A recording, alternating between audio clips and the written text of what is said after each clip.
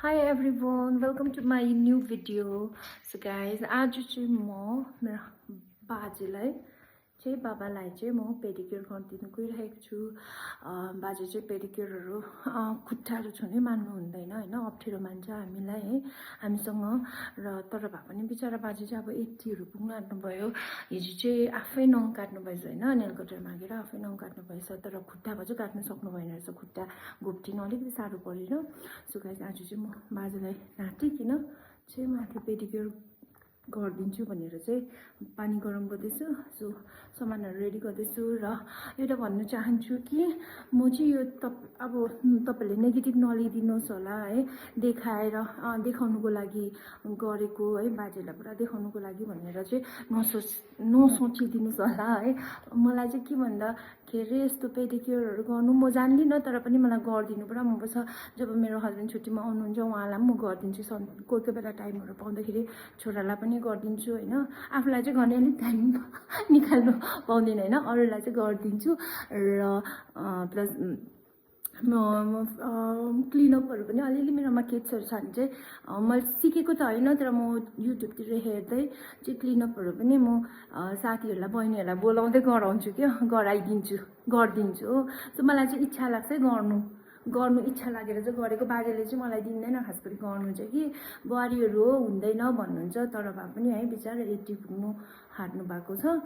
So आज चाहिँ कतिको चाहिँ बाजेको चेन्जेस हुन्छ भनेर चाहिँ मलाई चाहिँ नङहरू कतिको चेन्जेस हुन्छ भनेर चाहिँ मलाई अब त्यस्तोहरू चाहिँ हेर्नु मनपर्छ होइन आफ्टर पेडिक्योर। सो जान्नु त जान्दिनँ तर मैले चाहिँ बोकेको छु हो, अलिअलि बाजेलाई गरिदिन्छु है। टवल रेडी भयो बाजेको खुट्टा पुस्ने र यहाँ तातो पानी र चिसो पानी रेडी गरेको छु र म यहाँनिर चाहिँ अब अलिकति बेकिङ सोडा लगाउँछु है। रोज वाटर त यहीँ छ हो, रोज वाटर, नेल क्रिमहरू, फुट क्रिम म अब फुट क्रिम निकाल्छु र फुट क्रिमहरू युज गरेर चाहिँ बाजेको दामी बनाइदिनु पर्यो आज। बाजेको त्यस्तो छ अब कतिको डिफ्रेन्ट हुने रहेछ।